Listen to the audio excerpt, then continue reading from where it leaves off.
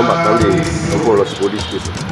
Ayé ìgbà kan ọba ba lórí ohun gbogbo ọba ló nílẹ̀ ṣé kan tí mo sọ yé ó rí bí ìgbà kan tán fẹ́ ṣe pé tán fẹ́ gba local government ní Ọ̀tún ìgbà yẹn a wà lábẹ́ Ondo state nígbà tí ọba wa tó wà ń bẹ̀ yẹn ìyẹn Òòrè Aróyinkẹ́yè Adélọ́wọ̀ nígbà tó wà lórí oyè ó wá sí Ondo state wọ́n sọ pé ibìkan náà máa gbé sí ibìkan náà máa gbé sí ọba wa yẹn sọ wípé Ọ̀tún ẹ̀yìn ìpínlẹ̀ Ondo fẹ́ kán gbé local government sí kóun bá ti dìbò parí local government àfẹ́dẹ́gbẹ́ irú àfẹ́ yẹn kó ló wá lọ káwọn ọba wa kán jọ kò sẹ́ni tó lè sí adé lórí wọn mọ́ àwọn ìran wọn ló jẹ́ kán tó wà níbẹ̀ kì í ṣe pé wọ́n fi nǹkan tí èèyàn ò tọ́ sí èèyàn ò lè jẹ́ ṣùgbọ́n kán jọ ipò wọn yẹn kọ́ lọ́wọ́ kán gbà padà kán gba ipò wọn yẹn padà ó bá lónìí lẹ̀ ìgbà tó bá ń ṣe kò rí bí eléyìí ìgbà tó bá ń ṣe kò dàgbù bí eléyìí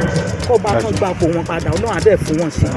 ẹ ṣe gan ni o bó ṣe máa ṣe wọ́n gbogbo ilé ìtàn sọ tá ní wọ́n àti ìrọ̀mọ gọ́fìnmẹ̀ntì àti ìrọ̀mọ gọ́fìnà kankan gbé abẹ́rì kò sọ́mọ gọ́fìnà kan gbé kò sí sẹ́nitọ̀ kankan gbé kò sí rẹ́pù kankan gbé àwọn ẹni tí ò ní tí ò rí jẹ tí ò rí mu tó jẹ́ pé wọ́n á máa ṣe làálàá àwọn náà gbé kí ló wà fà á that means they are in government. Yes, they should imbibe. Yes, it's a way of life. It's love for journalists, and it's it's love for journalists. I'm Mr. Adam Zabu, Assistant Director, Internal Security, retired from the Department of State Services. I'm presently the Managing Director of TAK Universal Security. So you are here today, you are going to deliver the lecture on security. Yes. So how do you see the security you are witnessing now in Nigeria today?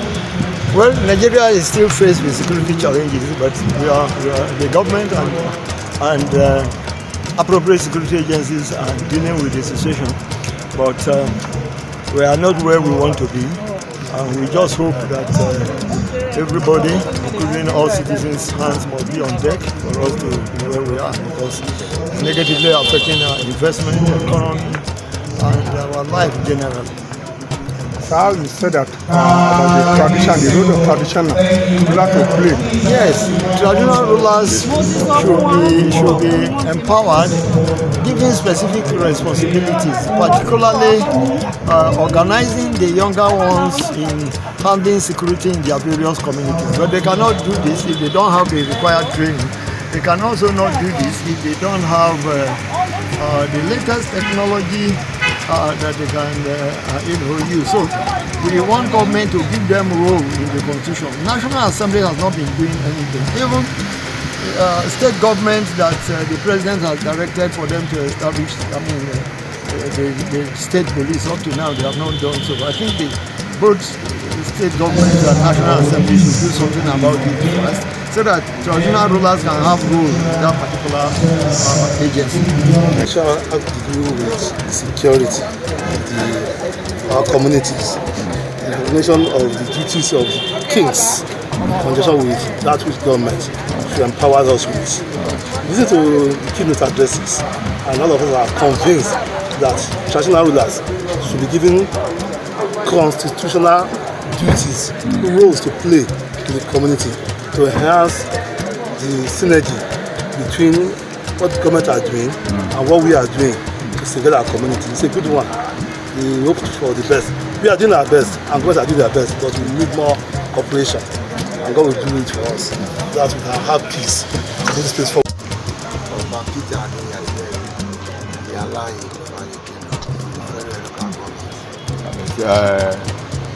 Concerning today's occasion, what do you have to say about this, sir? Particularly on the issue of security and the role of traditional rulers? Yes, it's a good thought from the host. I believe it's one of the minister for defense in Nigeria, as I believe. And he thought as much about, there's an insecurity in Nigeria. And I also thought about how to tackle insecurity. And he let us know the way to follow with his own explanation how Nigeria can be saved in the hand of all these bad elements or bandit or sin. And it was very, very a good lecture. And he also said that they should give their traditional rulers. Their government should allow us to give us so that we are the only person that can know much about our community.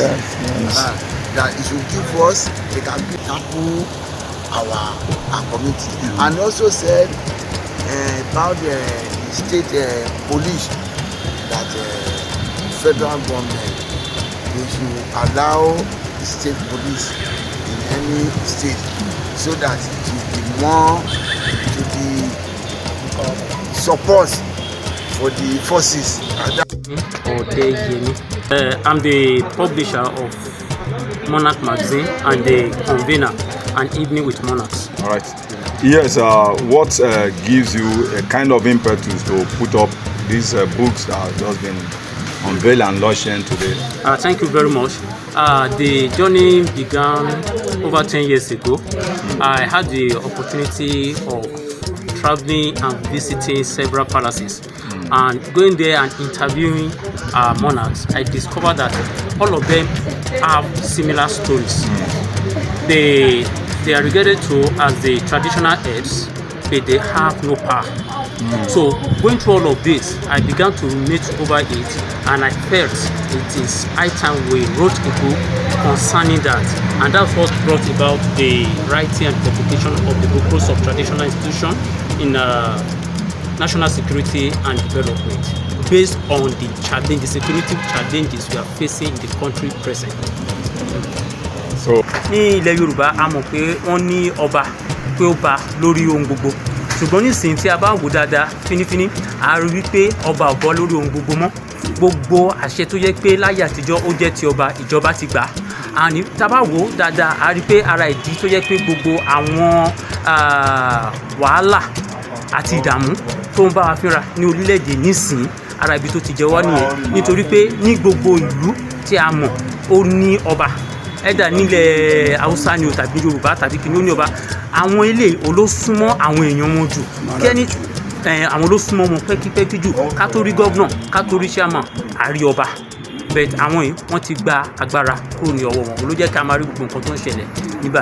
Àmọ̀ràn tèmi fún ìjọba ó ní wípé kí ìjọba kí ó rí àwọn ọba gẹ́gẹ́ bí ọ̀kan gbòógì lára àwọn tí ó lè bá wọn tó ìlú, kọ́ máa rí wọn gẹ́gẹ́ bí nǹkan tí àwa olóyìnbó tá à ń pè ní relics, nǹkan tó yẹ pé ó ti kọjá lọ, nítorí pé ìjọba ó ń tẹ̀síwájú ni, and ọ̀nà tí a fi ń ṣe ìjọba láti dára ó wá láti bẹ̀rẹ̀. Tá a bá wo ayé àtijọ́ a rí pé gbogbo nǹkan tó ń ṣẹlẹ̀ ń sìn kò kí ń ṣẹlẹ̀, nítorí pé a ní àwọn olórí tó jẹ́ ọba tó yẹ pé wọ́n mọ gbogbo àwọn ìlú, tó yẹ pé kí nǹkan kan tó ṣẹlẹ̀ wọ́n mọ nǹkan tí wọ́n ṣe. tó a fẹ́ pèrò sí àwọn ìjọba wípé kán fún àwọn ọba wa ní agbára láti ṣe ètò ètò ìlú bó ṣe yẹ kán tó jẹ́, ní pàápàá ọ̀rọ̀ ààbò. Ọdẹ́sanmí Ọdẹ́yẹmí ní orúkọ mi, èmi ni olùdarí ilé iṣẹ́ ìròyìn Monarch, a dẹ̀ jẹ́ convener the An Evening with Monarchs.